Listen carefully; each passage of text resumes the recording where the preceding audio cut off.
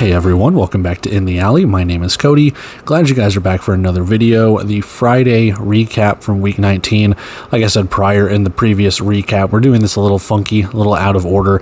So we're going to have the Sunday recap that we already did. Go check that out if you haven't. We're going to do Friday here since it's only 2 games, and then I'm going to split up Saturday into 2 recaps as well. The earlier slate and the later slate. So be on the lookout for those if your favorite team is in there or if you really just want to watch all of these together. But with that, let's dive in to week 19 on Friday. Friday night, under the lights, Massachusetts and Bay Area going coast to coast are the Panthers. Taulia Tagovailoa is going to get this game going by sending his men deep, but it's going to be the other team getting the interception. Joe Fouché picks him off one time. Josh Jones and company are going to get it going for the Panthers. He sends his men in motion. He's going to look. He's going to find a man on his knees in the end zone. Nice touchdown for Bay Area. 10 minutes to play, trying to tie this game up. Tagovailoa is going to look to the right side, and it's going to be intercepted with number 2 for Joe Fouché, as he's going to take this across midfield and set the Panthers up nicely. And they will get down to the 2-yard line. Liam Thompson into the game now. Pitch out left side. Trey Goodman takes it in. Short highlight, but Pooka Williams takes it in from 3 yards out to put him on the board. And then Liam Thompson takes the snap. He can't find anyone.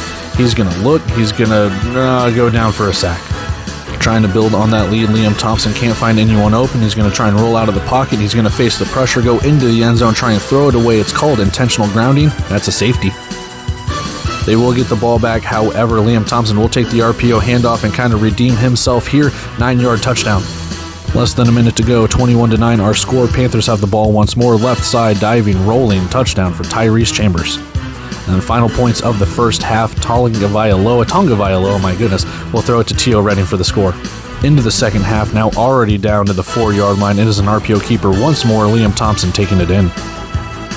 And now it's the Pirates' turn to respond. Tagovailoa says, I will see your RPO handoff and take it in myself from 6 yards. 3rd and 11 for Bay Area here. It's going to be Liam Thompson trying to face pressure, trying to find anyone open, trying to direct traffic. Traffic is going to find him, and he's going down for a sack. And then after a Bay Area Panther safety, Liam Thompson goes down yet again for another sack. Sacks, though, mean nothing when you're leading by 14, and eventually even more than that, shaking off the tackles, rolling in with the pile. Liam Thompson with another touchdown rush. And insult to injury, Axel Perez is going to have a deuce, 45-22 your score. 5 minutes to play, facing a 4th and 1, just doing anything that they can. Taulia Tagovailoa senses the heat. He's going to take off and do it all himself. 19-yard touchdown rush for the Pirates. But that's all she's going to write here. Under a minute to go here, 45-30. Tagovailoa loads up, throws to the end zone. It is intercepted, and that is your final score. Out to Fishers, where the game has no playoff bearings, but that doesn't mean we weren't short on points. James Cahoon loading up himself. It is Kean Williams taking it in from 26 yards. Fishers will respond. It's a handoff up the middle, and crossing that goal line goes Dominic Roberto. An all too familiar scene this season. James Cahoon getting walloped in the backfield and taken down for a huge loss. Gabriel Rui will line up for a 27-yard field goal. Almost blocked. Doesn't matter. It is good. 10-7. Fishers works their way down to the 1-yard line. A tush push up the middle. Felix Harper takes it in. When we start the second quarter, same area of the field, Kean Williams will have a 5-yard touchdown catch.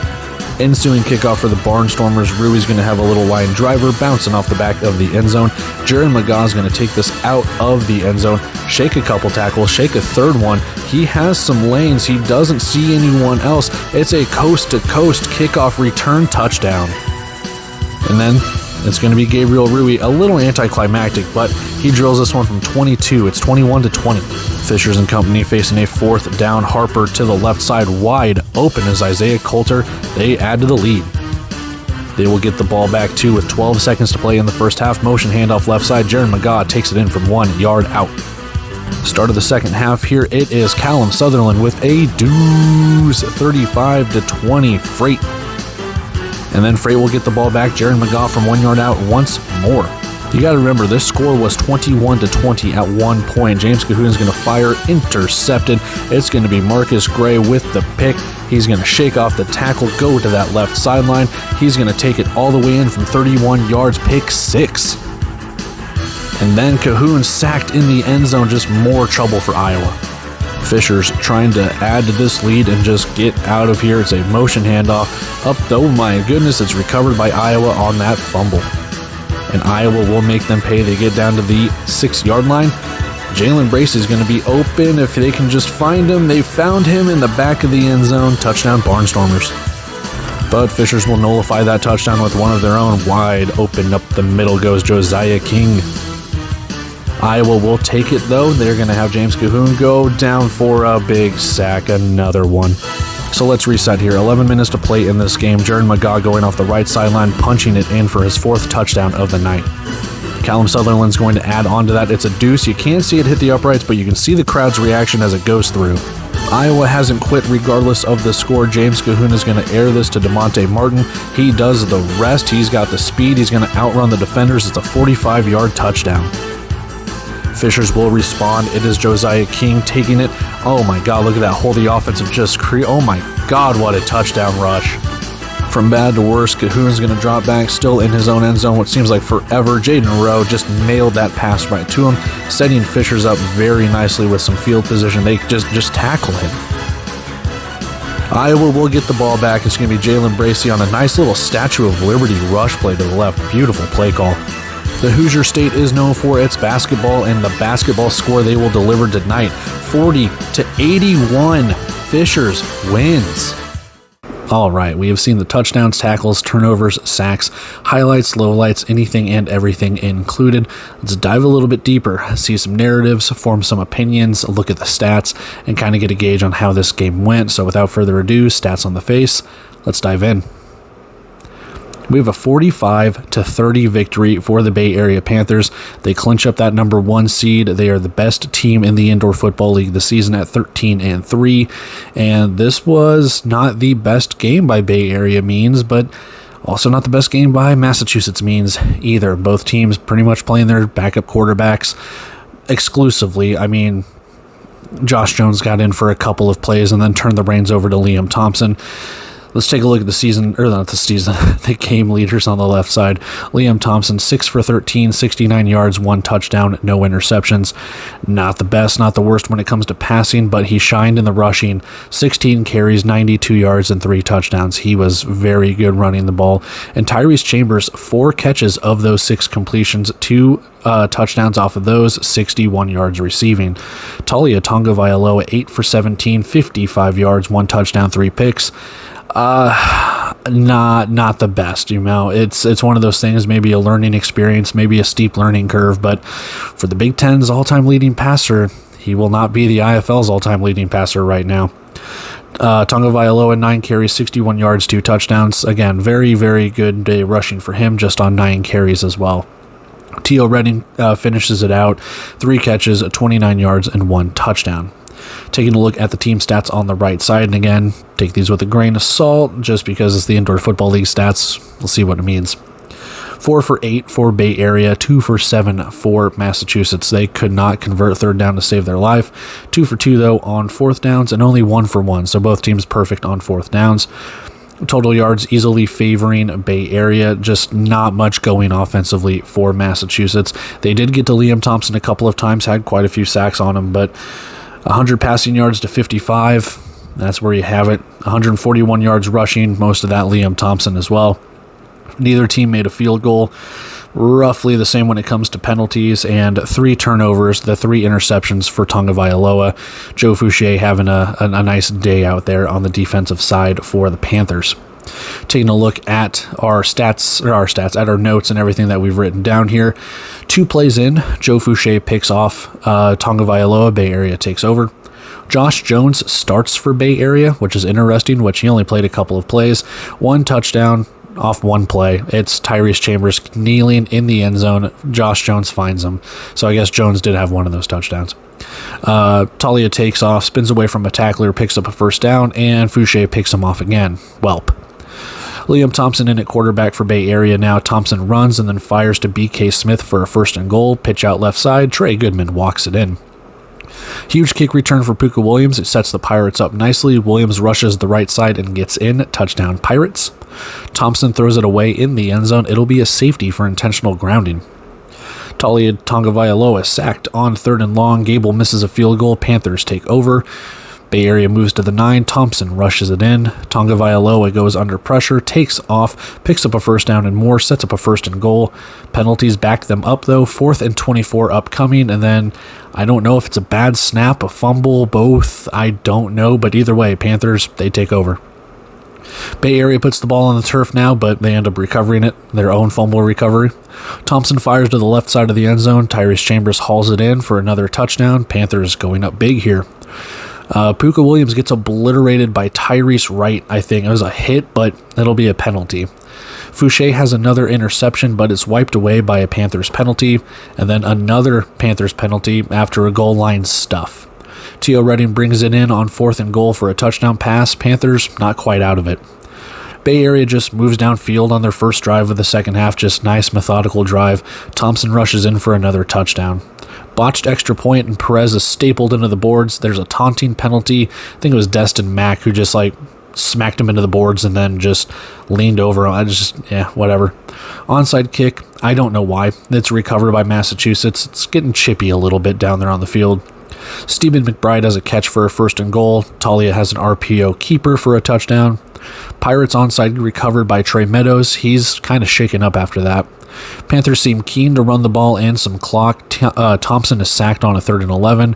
Perez misses a field goal. Pirates can make this a 1-possession game if they score. 3 or 4 Panthers have kind of gone down tonight. They need to stay healthy for the playoffs. Now, whether or not they were just dinged up, I don't know, but some of these guys got walked off. Holding on mass in their end zone, it's a Panthers safety, so safety for both teams in this game. Thompson gets sacked again. Mike Mason having a pretty good night for Massachusetts. 4th down catch for Trayvon Alexander moves the chains. Thompson has a big rush for a 1st and goal. After a senseless Pirates penalty, Thompson rushes in for another score.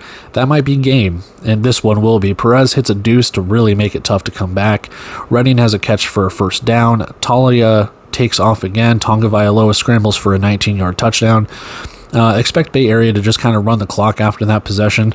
Panthers get to midfield. Perez misses a field goal. Pirates, they need a miracle on this one. And Tagovailoa rightfully picked off Tyrese Wright. That should do it. Panthers take this one 45-30, and that's where we have it. I mean, Bay Area looks primed for the playoffs. We'll see the health of this team. They already have so many players that are injured, but we'll just kind of monitor what happened in this game. I don't think anything's going to keep anyone out, but we'll just kind of see. They do get to go home. It'll be nice to see, but yeah, we'll just monitor that. For Massachusetts, better luck next year, man. We already know their coaching situation, and so it'll be a fun offseason for them with rumors swirling. We'll talk about that in an episode. We'll go from there. Let's go take a look at our second recap, our bets. We'll move on. All right, we have seen the touchdowns, tackles, turnovers, sacks, highlights, lowlights, everything included. Let's take a look at the stats, form some opinions, form some narratives, kind of see how this game went for both sides and what we can dissect. So, stats on the face, let's dive in. We have an 81-40 blowout, over doubled their score. Fishers ends the season on a high note. I don't know if Iowa has a heartbeat. My goodness. This was just a pounding, man. How many times has Iowa gotten blown out this year? For the games that they've been close in, my goodness. Anyway, that's a very good way to end the season for Fishers. You have a 9-game losing streak, and then you close it out to finish 7-9. So a 5-game winning streak, I believe, to close out the season. Not bad. Taking a look at the game leaders, James Cahoon, 17 of 35, 216 yards, 4 touchdowns, 2 picks. Jalen Bracey, 3 carries, 8 yards, 1 touchdown, and you hope next season Iowa has some sort of a running game.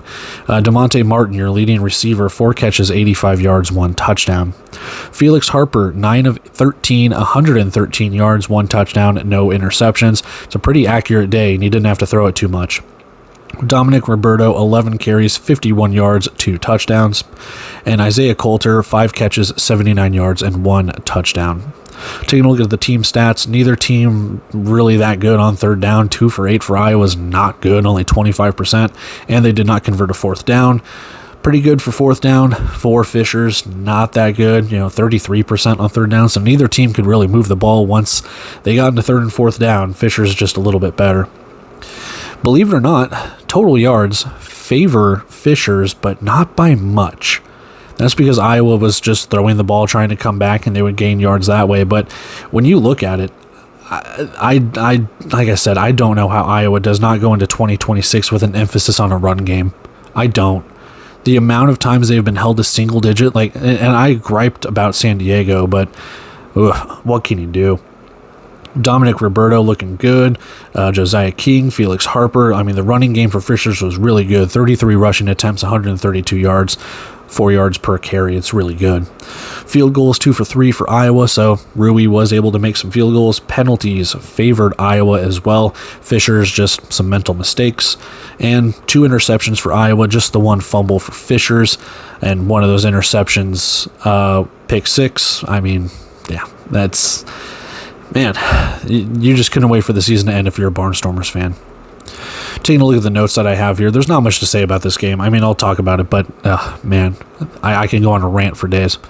Fishers has a nice kick return, but their drive stalls out. 4th down, offense stays out. Pass goes incomplete. Iowa takes over on downs. 1 play, 1 touchdown. Cahoon has an open Keon Williams, and Iowa scores first. Coulter on the sideline breaks a tackle, goes down inside the 10 for Fishers. Dominic Roberto motion handoff to the right, or motion handoff up the middle, reaches across the goal line. Fisher ties it up. Jalen Bracey has some nice catches, but Cahoon gets sacked. Iowa ends up with a 3rd and goal. More pressure, goes incomplete. 4th down, Iowa. Rui's on for a field goal from 27 yards, and he makes it. Jared McGaw has a nice 1st down catch for about 20 yards. Iowa picks off Harper, but defensive pass interference puts Fishers at the 2 instead. Harper has a tush push into the end zone. Fishers takes the lead. Cahoon bullets a pass to Hood for 1st and goal, and then over the middle, Keon Williams has another touchdown. Next kickoff, McGaw handles the return. He has a house call, kick return touchdown for the Freight. 2 unsportsmanlikes on Fishers give Iowa easy field position. Iowa then proceeds to throw 3 incomplete passes. Rui's on for another field goal. He hits it. Fishers leads by 1. Freight have a 1st down called back by holding. It's a 4th and 5. They are bailed out by defensive pass interference, the 1st down, and then they face 4th down once more. However, wide open, Isaiah Coulter for the touchdown. Oakley drops Keon Williams for a tackle for a loss on a rush. Fishers forces a turnover on downs just a few plays later. Couple rushes that set up a 1st and goal for the Freight. McGaw goes in for a touchdown. Kickoff hits an Iowa player, sets Barnstormers up with a short field. Rui misses a field goal before halftime. Sutherland starts the second half with a deuce. Iowa goes 4 and out to start. Fishers takes over, and this was kind of a momentum swing when it came to it. Coulter has an amazing catch to the 1. McGaw goes in once more. That's 3 Jaron McGaw touchdowns. Cahoon throws a pick over the middle. Gray has a pick 6 for Fishers. The route is on. And Cahoon is sacked for a safety. And yeah. Fishers has scored in almost every fashion tonight. Safety, deuce, rushing touchdown, passing touchdown, pick 6. They just need a rouge, scoop and score, field goal. Harper fumbles, Iowa recovers. It's about the only good thing for Iowa right now. Barnstormers will get points off the turnover. Cahoon hits Bracey to score. Onside recovered by Fishers, chance to increase their lead once more.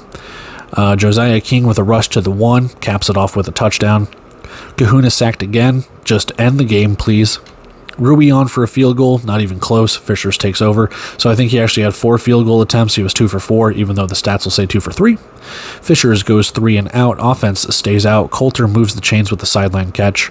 Roberto fumbles. Looks like Fishers recovers. They get a new set of downs. And then have a day. Jaron McGaw, 4 touchdowns. Sutherland connects on another deuce. Yeah. Iowa will respond to DeMonte Martin catch over the middle and to the races. Touchdown Barnstormers. Another onside attempt. Ball bounces around. Iowa recovers the onside. Cahoon mails a pass right to Rowe. Fishers will have the ball on Iowa's side of the field. Josiah King with a nice running lane. He takes it in from 15 yards. Catch and run for Jalen Bracey inside the Fishers 5. 1st and goal. Bracey on a Statue of Liberty rush, and he takes it in. That was a nice play call. Fishers works downfield. Roberto is in for another score.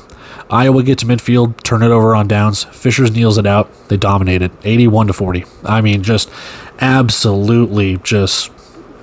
If Fishers can do what they did in the first 2 weeks of the season and then their final 5 games, they are going to be a force in the East. We'll see what 2026 holds. For Iowa, fire your coach.